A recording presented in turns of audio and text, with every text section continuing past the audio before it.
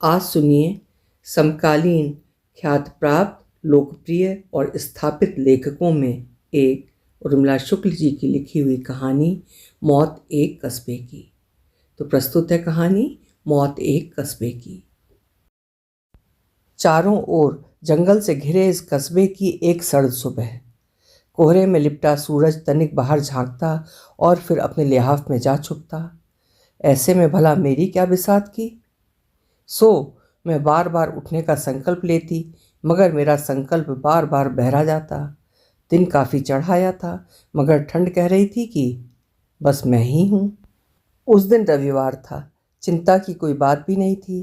पूरा दिन अपना था, तो क्यों ना एक नींद मार ली जाए। सोचकर मैंने फिर लिहाफ तान लिया, मगर लिहाफ की गर्मी भीतर तक उतरती उससे पहले कॉलवेल ने दखल दी। उफ, कौन आ गया इतनी ठंड में। सोचकर लिहाफ से जरा सा मुंह बाहर निकाला कि ठंड की एक लहर भीतर तक उतरती चली गई। होगा कोई, कुछ देर में अपने आप लौट जाएगा।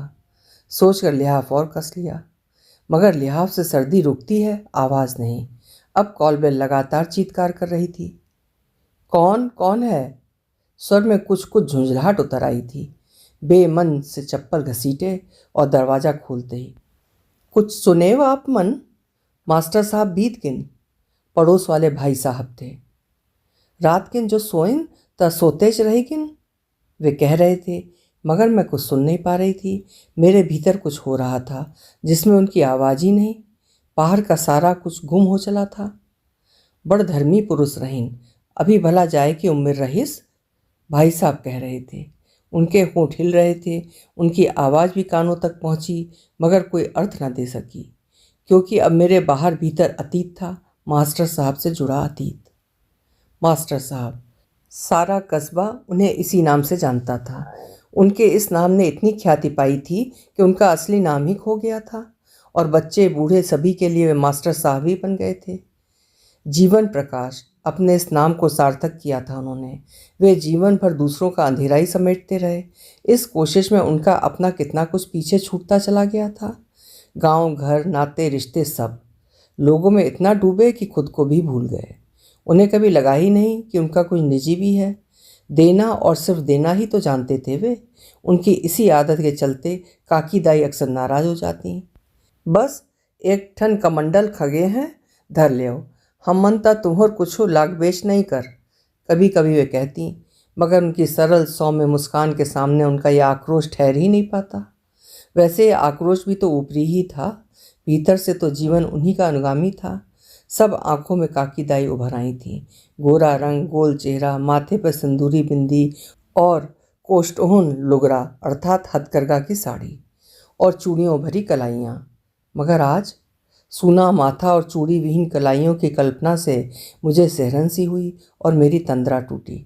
देखा तो सामने कोई नहीं था। भाई साहब जाने कब चले गए थे, मगर मुझमें इतनी भी हिम्मत नहीं थी कि अपने कमरे तक लौट सकूं। अभी कुछ देर पहले तक जिस ठंड से बचना चाह रही थी वो अभी भी थी, बिल्कुल वैसी ही, मगर मैं वहीं दरवाजे पर खड़ी थी, बिल्कुल जड़। न जाने कितनी देर मैं यूं ही खड़ी रही। फिर कमरे में लौटने लगी तो पैर साथ ही न दे और मन भी। जैसे तैसे पैर घिसटते हुए कमरे तक पहुंची। ऐसा लग रहा था मानो मीलों लंबा सफ़र तय किया हो। भीतर पहुंचकर मन अस्थिर ही रहा। मास्टर साहब से जुड़े प्रसंग उभरते रहे। उनसे मेरी पहली मुलाकात विद्यालय में मेरा पहला दिन था। स्टाफ के अन्य लोगों की तरह उनके लिए भी मैं अजनबी ही थी, मगर ज्वाइनिंग के बाद वे मुझे अपने घर ले गए। पहले तो मुझे डर लगा, एक अनजान व्यक्ति के साथ। अखबारों में पढ़ी, लोगों से सुनी अनेक घटनाएं याद हो आईं। सोचा मना कर दूं, मगर डेरा झन तोर असन मोर बेटी है कहते हुए उन्होंने मुझे देखा था। मैं सन्न, तो व्यक्ति का मन पढ़ना भी नहीं आता है। लगा जैसे मेरी चोरी पकड़ ली गई हो। मन में डर तो था ही, मगर मैंने ऊपरी मन से कहा, नहीं सर, ऐसी बात नहीं है। कहने को तो कह दिया, मगर मन का भय अभी भी बरकरार था। मगर घर पहुंचते ही काकी दाई और केतकी ने ऐसा अपनाया कि लगा ही नहीं कि ये किसी और का घर है। लौटते समय ढेर सा स्नेह और आशीर्वाद मेरे साथ था। फिर तो कभी महसूस ही नहीं हुआ कि मैं अपने घर से, अपनों से दूर हूँ। मैं ही नहीं, मेरे जैसे न जाने कितने ही लोगों की छाया थे वे। घटनाएं चलचित्र सी चल रही थीं और वहाँ भी जाना था, मगर मेरी हिम्मत ही नहीं हो रही थी। कैसे कैसे सामना कर पाऊंगी मैं, मगर जाना तो था ही। सो अतीत को जैसे तैसे पीछे ठेल कर मैं तैयार हुई। पैरों में चप्पल डालकर दरवाज़ा बंद किया, मगर ताला था कि बंद ही ना हो। बार बार चाबी घुमाने के बाद भी ताला खुला का खुला, हाथों में जैसे ताकत ही नहीं थी। देर तक चाबी और ताले से जूझने के बाद ताला बंद हुआ। अब सड़क पर घिसटते कदमों से मैं उस घर की ओर बढ़ रही थी, मगर कदम साथ नहीं दे रहे थे। एक तो गांव नुमा कस्बे की कच्ची सड़क, उस पर रात भर की बारिश से चिखला इतना कि सड़क पर गहरी सी मती थी। चलने की कोशिश में चप्पल चिपक चिपक जाती, और मन तो साथ ही नहीं दे रहा था। किसी तरह मैं उस द्वार तक पहुंची तो द्वार पर कोई नहीं। मन को धक्का लगा, ये वही द्वार था जहाँ लोगों की भीड़ लगी रहती थी और मास्टर साहब सब काम छोड़कर सबकी समस्याएं सुलझाते थे। और लोग भी तो उन्हें कितना सम्मान देते थे। मगर पंचायत राज ने सारे समीकरण ही बदल दिए और बची कुची कसर पूरी कर दी नए राज्य ने। फिर तो जातीयता ऐसी हावी हुई कि सब कुछ बदल गया और मास्टर साहब जैसे लोग बिल्कुल अलग थलग रह गए थे। अब ये कस्बा पहले जैसा नहीं रहा, ये तो मालूम था, मगर इस कदर। मैं भीतर गई, मगर वहाँ भी कोई नहीं था। बस काकी दाई और केतकी ही थी। मुझे देखते ही केतकी मुझसे आ लिपटी और फुक्का फाड़ कर रो पड़ी। लगा कि अब तक बरबस रोका बांध फूट पड़ा हो। उसके हाथ लगातार मुझे कसते जा रहे थे और मैं उन आंसुओं में भीग चली थी। केतकी के आंसू मुझे बहाए ले जा रहे थे और मैं उसे संभालने की कोशिश कर रही थी, मगर उसके कंधे पर रखे मेरे हाथों में वो शक्ति ही नहीं थी कि मैं उसे संभालती। और शब्द शब्द तो जैसे खो ही गए थे। बड़ी देर बाद वो कुछ संभली थी, और काकी दाई, वे तो जैसे काट हो गई थीं। मेरे आने पर भी वे दीवार देखती वैसी ही बैठी रहीं, चुपचाप। जिन आंखों में ममता की हिलोरें उठा करती थीं, उनमें आज असीम सूनापन था। दीवारों को बेधती नजरें न जाने क्या ढूंढ रही थीं। शायद उसे जो कल तक तो उनके साथ था, मगर आज। उनके चेहरे पर अजीब सी कठोरता उभर आई थी। दिन कुछ और चढ़ाया था, मगर द्वार अभी भी सूना था। बाहर निकलकर देखा तो घरों के दरवाजे अभी भी बंद थे, मगर किसी किसी घर के भीतर से आवाज़ के कुछ टुकड़े उछल कर बाहर आ रहे थे। वो मारा। मैं कहता था ना कि छक्का ही मारेगा। ओह, तो आज मैच है, भारत पाकिस्तान मैच। तभी तो गलियों में कर्फ्यू सा पसरा है। सारा कस्बा मैच देखने में इतना तल्लीन था कि क्या ये वही कस्बा था जिसे अपनाने के लिए मास्टर साहब ने अपना सब कुछ छोड़ दिया था, यहाँ तक कि रिटायरमेंट के बाद भी अपने गांव ना जाकर यहीं रह गए। सोचकर मन का सैलाब हो उठा था, मगर लोगों को बुलाना भी तो जरूरी था। सोचा पड़ोसियों और स्कूल के साथियों को बुलाया जाए, यूं उन्हें खबर तो लगी गई होगी। फिर भी जिनका घर करीब था उन्हें खबर दी, मगर कहीं क्रिकेट देखा जा रहा था तो कहीं सास बहू के सीरियल, और बस अभी अभी आते हैं कि आश्वासन के साथ मैं फिर सड़क पर थी। दिन चढ़ता ही जा रहा था और काठी माटी का कोई इंतज़ाम न था। जीवन में पहली बार अपने लड़की होने का अफसोस हुआ। मैं कुछ सोच नहीं पा रही थी कि शर्मा जी नजर आए, स्कूल में गणित के अध्यापक। इस कठिन घड़ी में वो मुझे देवदूत से लगे, और वास्तव में वे देवदूत ही साबित हुए। दाह कर्म के लिए लकड़ी खरीदना और उसे शमशान तक पहुंचना, कफन आदि की व्यवस्था, वे और उनके दोनों साथी तन मन से जुट गए थे। और सच तो ये था कि मास्टर साहब से उनका बहुत परिचय भी नहीं था। अभी पिछले महीने ही तो उनकी नियुक्ति हुई थी। वे शिक्षाकर्मी थे, मगर लग ही नहीं रहा था कि कौन कहता है कि दुनिया अच्छे लोगों से खाली हो गई है। मगर बाकी लोग और वे जो मास्टर साहब के साथी होने का दम भरा करते थे, क्या सब कुछ इतना बदल गया है कि अब उन्हें कुछ याद भी नहीं? इतना स्वार्थ सोचकर वित्रषणा सी हुई। मगर अब तक द्वार पर 2-4 लोग आ गए थे। शायद क्रिकेट मैच खत्म हो गया था। फिर कुछ और लोग आए, उनमें कुछ महिलाएं भी थीं। सामने वाली गुप्ताइन ने तो आते ही शिकायत ठोकी कि इतनी बड़ी बात हुई और उन्हें किसी ने खबर तक नहीं की। मन में उभरा, क्या सच में इस घर के रुदन का एक कतरा भी उन तक नहीं पहुंचा होगा? घर के ठीक सामने रहकर भी क्या वे इस मौत से सचमुच अनजान रहीं? पूरे मोहल्ले में चलती फिरती आकाशवाणी के नाम से कुख्यात ये महिला क्या सचमुच इस दुख से अनजान है? सोचते हुए मैंने उन्हें देखा तो उनके चेहरे का भाव देख मन किया कि सुना दूं।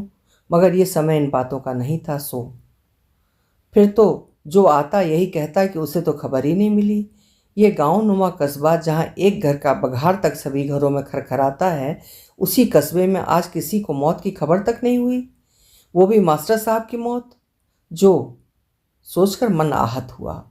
अब पंडित जी भी आ चुके थे और उनके निर्देशों पर केतकी कर्मकांड के सामान जुटा रही थी। जीवन भर कर्मकांड से दूर रहने वाले मास्टर साहब आज कर्मकांडों की गिरफ्त में थे। आंखों में मास्टर साहब का जीवन उभर आया था, मगर ये समाज और उसके नियम, सचमुच ऐसे ही में तो व्यक्ति कितना विवश हो उठता है। अब तक द्वार पर 20-25 लोग जमा हो चुके थे, मगर विमान बनाने की बात पर सभी मौन थे। फिर किसी ने सलाह दी कि अब तो शहर में रेडीमेड विमान मिलने लगा है, तो इतनी झंझट क्यों, उसे मंगवा लिया जाए। और शर्मा जी और उनके साथी विमान के लिए रवाना हुए। उपभोक्तावाद और बाजारवाद अपने पैर पसार रहा है। उसकी पैठ अब जीवन में गहराई तक हो चुकी है। ये तो मुझे मालूम था, उसे कई बार महसूसा भी था, मगर उसकी घुसपैठ शमशान तक जा पहुंची है कि उसकी गिरफ्त से मृत्यु भी नहीं बच पाई है, ये मालूम न था। मगर आज सब प्रत्यक्ष हो गया था। अब विमान आ गया था, बाकी सारी तैयारी तो पहले ही हो चुकी थी। तमाम कर्मकांडों के बीच अब शव विमान पर था, मगर कंधा देने की बात पर सब कन्नी काट गए थे। शमशान तक कंधा देने को कोई तैयार ना था, और ये सब उसी महान देश में हो रहा था जिसकी संस्कृति की गाथाएं गाई जाती रही हैं, जहाँ अर्थी को कंधा देना पुण्य कर्म माना जाता था। मगर ये सब पहले था, जब व्यक्ति पाप पुण्य की डोर से बंधा होता था, जहाँ किसी के सुख में न सही मगर दुख में भागीदारी अनिवार्य हुआ करती थी, और काठी माटी में तो ये और भी जरूरी होता था। मगर आज आज उसी देश के एक कस्बे में अर्थी के लिए 4 कंधे भी नहीं थे, और कंधा देने की समस्या उठ खड़ी हुई थी। समस्या उठी तो समाधान भी निकला। लोगों ने सलाह दी थी कि मेटाडोर बुला ली जाए और शव को मेटाडोर से शमशान तक पहुंचाया जाए। रही बात कंधा देने की, तो गली के मोड़ तक अर्थी को कंधा देकर ये रस्म भी पूरी कर ली जाए। शर्मा जी एक बार फिर शहर रवाना हुए। इन सब बातों के बीच काकी दाई बिल्कुल चुप थीं। वे अभी भी लगातार दीवार को ही देख रही थीं। मेटाडोर आ गई। शव को नहलाना, नए कपड़े पहनाना, मास्टर जी की पसंद की हर चीज़ उनके शव के पास रखना, ऐसे ही तमाम कर्मकांडों के बाद शव अपनी यात्रा के लिए तैयार था। मगर जब अर्थी उठने की बारी आई, तब एक समस्या और उठी, मुखाग्नि की। मुखाग्नि कौन देगा? अब ये सवाल सामने था। मास्टर जी का कोई बेटा तो था नहीं, और अपने गांव घर से उनका कोई संबंध नहीं, सो वहाँ से कोई आया ही नहीं था, कोई रिश्तेदार भी नहीं थे। ऐसे में मुखाग्नि का सवाल बहुत विकट था। फिर सलाह हुई। लोगों ने फिर तय किया कि मुखाग्नि शर्मा जी से दिला दी जाए। वे भले ही उनके रिश्तेदार नहीं हैं, पर ब्राह्मण तो हैं ही, और उम्र में उनके बेटे जैसे ही हैं। पंडित जी भी मान गए। ले ना का हुई, शर्मा जी उखर बैठे छसन। मगर पंडित जी की बात अभी पूरी भी नहीं हुई थी। नहीं। अब तक चुप रहने वाली काकी दाई की आवाज़ अचानक घर से निकलकर द्वार तक फैल गई थी, और वे उठकर दरवाजे पर आ गई थीं। उनका वो एक शब्द नहीं अभी तक मेरे कानों में गूंज रहा था। मैंने आज तक उन्हें कभी इतनी तेज़ आवाज़ में बोलते नहीं सुना था। बाकी लोग भी चकित थे और नाराज भी। ये पुरुषों का क्षेत्र है, यहाँ एक औरत की दखलंदाजी नागवार गुजरी थी। मगर केतकी देही आगी, कौन कथे उनखर कोनो नहीं ये, केतकी है ना उनखर अंश, उनखर बेटी। कहते हुए उनके चेहरे पर एक दृढ़ता थी, और फिर देखते ही देखते ये बात सारे कस्बे में फैल गई थी। पंडित जी पहले तो अचकचाए, ऐसन कैसे, और फिर उन्हें समझाने लगे। देखो मास्टरिन, ये कोई फिल्म नहीं जहाँ नारी स्वतंत्रता या नारी चेतना के लिए ऐसी कहानियाँ लिखी जाती हैं। ये तो जिंदगी है, गांव गंवई की जिंदगी, जहाँ गोद गुतियारी समाज। कैसन समाज? यही जेमा आज एक आदमी के मौत माटी पर 4 कांधा तक नहीं जुड़े। यही समाज जेमा बेटी की कोनो गिनतिश नहीं है, कोई भी आगी दे सकते, फिर बेटी नहीं काबर? क्योंकि बेटी परगोतिया मतलब दूसरे गोत्र होती है। हाँ, दामाद होता तो चल जाता। इतनी समझदार तो आप भी हैं ना। कहते हुए पंडित जी ने अपना पक्ष तो रखा, मगर उनके भीतर का आक्रोश चेहरे पर झलक आया था। बेटी परगोतिया होती है और दामाद वो भी तो, मगर वो चल जाता है, और वो भी ना हो तो कोई भी चलेगा। मगर बेटी, बेटी नहीं चलेगी। वाह रे, ये समाज और इसके ये नियम। नहीं, मुझे ये मंजूर नहीं। सोच रही थी, वे कहना भी चाहती थी, मगर महाराज, मुखाग्नि तो केतकीच देही, ये ओकर फर्ज है और हक भी। हमर बर बेटी और बेटा दोनों बरोबर हैं। कहते हुए उनकी आवाज़ में जो ठहराव था। पंडित जी कुछ देर तक तो खड़े रहे, फिर ठीक है, मैं इस अधर्म में लेकिन साथ नहीं दूंगा, कहते हुए उन्होंने मौजूद लोगों की ओर देखा, फिर अपना थैला उठाकर चले गए। उनके पीछे पीछे कुछ लोग और फिर बाकी लोग भी चले गए। अब हर द्वार, हर गली और हर नुक्कड़ पर बस एक ही बात थी, ऐसा ना अधर्म, सहीच में कल जो गए आ गए हैं। द्वार सूना हो गया था और अर्थी सामने पड़ी थी, मगर काकी दाई वैसी दृढ़ थी, उनके चेहरे पर विचलन नहीं थी। क्या ये वही काकी दाई थी जिनकी दुनिया रसोई घर तक सीमित थी? उस घर में कितनी गोष्ठियाँ होती थीं, कितनी बहसें हुआ करती थीं, राजनीति और समाज से जुड़े कितने सवाल उठते और कितने जवाब तलाशे जाते, पर किसी भी ऐसी बात में उनकी कोई हिस्सेदारी नहीं रही। और आज एकाएक इतना बड़ा फैसला, वो भी इतनी दृढ़ता के साथ। आश्चर्य मिश्रित खुशी में डूबी मैं उन्हें उनके इस नए रूप में देख रही थी। सचमुच वे मास्टर साहब की अनुगामिनी ही थीं, सही अर्थों में। अब द्वार पर हम लोग ही बचे थे। शर्मा जी और साथी अभी भी हमारे साथ थे। हर तकलीफ, हर समस्या में साथ था उनका। आप फिक्र मत कीजिए, मैं द्वार पर मेटाडोर ले आता हूँ, कहते हुए वे चलने लगे। नहीं, मेटाडोर नहीं ला गए। काकी दाई की बात सुनकर शर्मा जी छिटक गए। उन्होंने कुछ कहा तो नहीं, मगर उनकी आंखों में भी सवाल उभर आए थे। कुल 3 लोग ही तो थे। और मैं हव ना बेटा, ओमन जिंदगी भर मोर बोझा ले बोहिन, आज मोर पारी है, कहते हुए वे अर्थी को कंधा देने के लिए आगे बढ़ी।